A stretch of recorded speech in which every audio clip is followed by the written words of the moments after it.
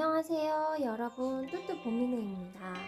새해에 처음 올리는 입양 홍보 영상인데요. 작년에 입양 홍보에 이름이 언급된 아이들 중에 샤이와 하루가 가족을 찾고 입양이 되었습니다.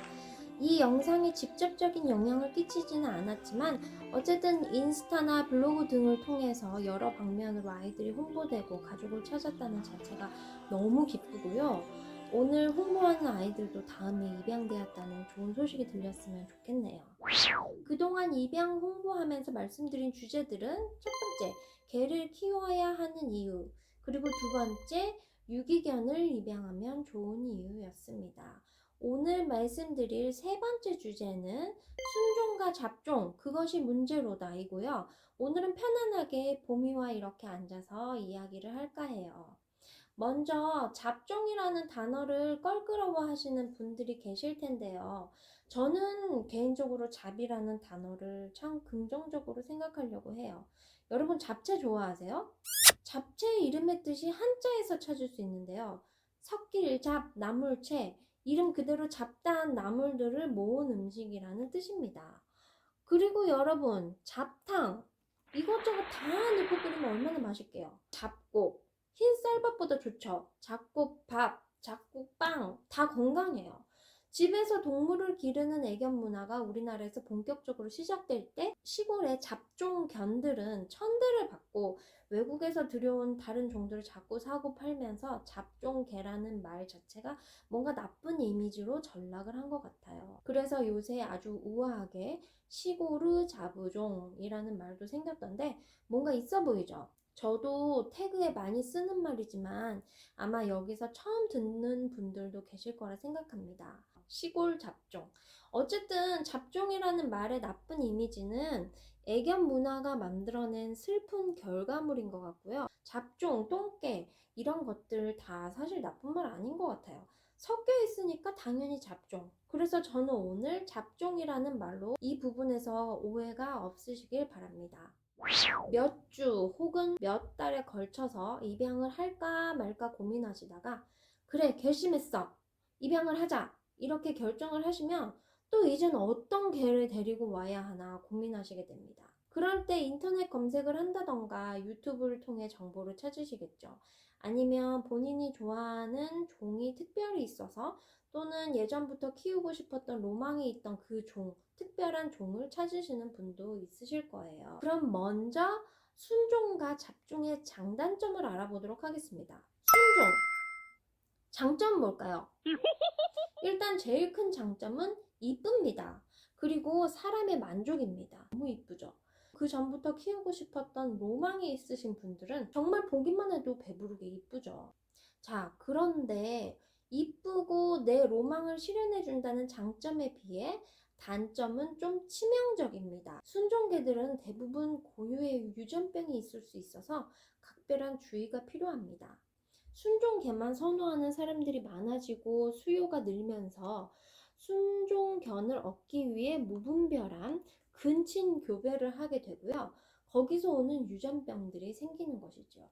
대표적인 것이 저도 공부해서 알았어요. 고관절 이형성이라는 병이래요. 고관절이 발달이 안 돼서 문제를 일으키는 병인데 리트리버나 세퍼드 같은 큰 개들에게서 이 병의 빈도가 높다고 합니다. 견종별 유전 질환에 대해서 알아보면 치아와 작고 연약하니까 관절도 문제지만 천문개구, 이게 뭐냐면 두개골 사이에 가로막힌 막이 천문인데 성장하면서 이게 막혀야 되는 건데 막히지 않는 경우를 의미한다는 거래요. 말티즈나 포메라이언, 요크셔 테리어 같은 경우 미니어처까지는 아니더라도 되게 작은 종들 있잖아요. 여리여리한 아이들. 이런 아이들은 특별히 뼈가 약해서 무릎골, 쓸개골 이런 데 탈구, 그리고 나이 들면서 류마티스가 오는 경우가 많대요. 퍼그, 대표적인 것이 구개열, 구순열. 그리고 코카스파니엘이나 우리 뚜뚜 같은 비글, 눈 건강. 나이 들수록 백내장과 녹내장 이런 거 빈번하게 나타나고요. 슈, 얘도 눈이 문제고. 수의사 채널이 아니니까 자세하게까지는 생략하더라도 간단히 이렇게 공부한 바로는 이 밖에도 여러 종들이 순종의 유전적 문제를 가지고 있대요. 잡종은 그러면 팔팔하게 살다가 그냥 죽는가? 물론 그건 아니죠. 잡종도 아프면 병원 가야 하고 전염병이 돌면 뭐 걸려서 시름시름 앓기도 하고 늙으면 당연히 여기저기 아프겠죠. 하지만 전문가들에 따르면 잡종의 유전자는 다양해서 면역이나 번식 면에서 훨씬 더 우수하다는 의견을 말하고 있대요. 잡종은 다양한 유전자가 섞여 있어서 질병에 대처하는 능력이 있고, 품종은 특정 형질이 계속 유전이 되면서 질병에 취약하다는 것이 수의사들의 연구 결과와 의견이라고 합니다. 그래서 여러분, 이미 유기견이 되어 있는 아이들 중에 순종을 딱 데리고 오는 것은 너무나 좋은 일이에요. 원하시는데 딱 만났다. 이건 데리고 와야죠. 그런데 어떤 종만 고집해서 기다린다거나 잡종의 입양을 꺼려한다. 이런 거는 좋지 않은 일 같아요. 그러면 잡종의 장점 뭐가 있을까요? 일단 앞에서 말한 건강 문제가 있겠죠? 그리고 개성 있는 외모, 어떤 종이라는 단어로 특정할 수 없는 세상에 하나뿐인 종이에요. 너무 특별해요. 세상에 하나뿐인 나만의 강아지. 매력 있어요.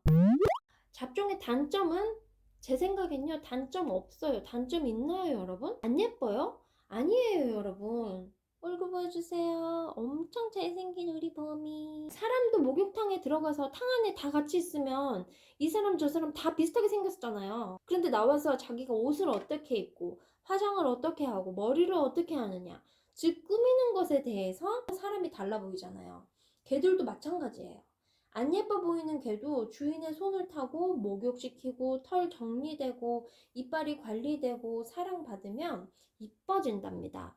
보호소에 있는 잡종 아이들이 여러분의 사랑을 받고 얼마나 이뻐지는지 경험해보세요. 그리고 머리가 안 좋아요? 아니에요, 여러분. 순종 중에 머리 좋다는 보더컬리 같은 애들도 어렸을 때부터 제대로 된 교육을 못 받거나 사람과의 소통이 없다. 그러면 사람 보기에는 멍청할 것이고요. 이런 잡종도 어릴 때부터 만약에 교육이 된다. 그리고 사람과의 소통이 잘 된다. 그러면 똑똑해지는 거죠. 그리고 사람도 개개인마다 IQ의 차이가 있듯이 개도 개마다 타고난 머리가 달라요. 그건 순종 잡종으로 구별할 문제는 아니에요. 저는 개인적으로 푸들을 좋아합니다. 이유인즉 제가 중고등학교 때 우리 집에서 키우던 개가 푸들이었고요. 얼마나 이뻤는지 지금도 그리워요. 독일 나와서 뚜뚜를 키우기 전에 지나가는 푸들만 보면 눈을 못 떼고 그렇게 키우고 싶었어요. 그래서 독일에서 처음 개를 데리고 올 때도 푸들을 먼저 생각했는데 뚜뚜가 인연이었는지 지금 우리 집에 이렇게 와 있네요.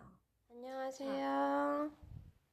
안녕하세요. 제가 푸들을 너무 좋아한다고 했잖아요. 그래서 저 자신도 관계자분들에게 푸들을 찾는다고 했습니다. 그런데 때마침 푸들이 없었어요. 인스타 입양 홍보 채널에 가서 푸들을 막 검색했는데 지금은 있는지 모르겠지만 그때는 올만한 아이가 없었어요. 그래서 좌절하고 있었는데 보미는 어떠냐 이렇게 하시면서 보미 추천해 주셨고 보미가 운명이었는지 우리 집에 이렇게 오게 된 것이지요. 지나고 보니까 이 이야기를 하는 제가 조금 부끄럽습니다. 사람도 황인, 흑인, 백인, 인종에 상관없이 그 사람 자체를 보고 사랑해야 하는 거잖아요. 댕댕이들도 똑같이 적용해야 된다고 생각합니다. 강아지 종이 무엇이냐? 그것은 아무 상관이 없어요. 순종이든 잡종이든 다 똑같은 강아지고 똑같이 사랑받을 수 있고 똑같이 집에서 가족처럼 지낼 수 있어요. 잡종이라 입양이 더 힘들다는 이야기, 잡종한테는 기회조차 잘 안 온다는 이야기, 이런 것들을 읽은 적이 있어서 오늘 주제를 제가 순종과 잡종으로 잡아보았습니다. 입양을 계획하시고 이미 키우기로 결정은 하셨는데 어떤 종을 키워야 하나 고민하거나 기다리시는 분들이 있다면 이번에 고정관념을 없애보시고 잡종에게도 기회를 주시고 광범위하게 찾아보시는 걸 추천드립니다. 자, 여기 가족을 기다리는 아이들 이제부터 입양 홍보를 시작합니다. 보시고 관심이 생기신다, 어떤 아이가 마음에 확 꽂히신다 하시는 분들은 카톡으로 연락 주시거나 댓글로 남겨주세요. 그러면 연결해 드릴게요.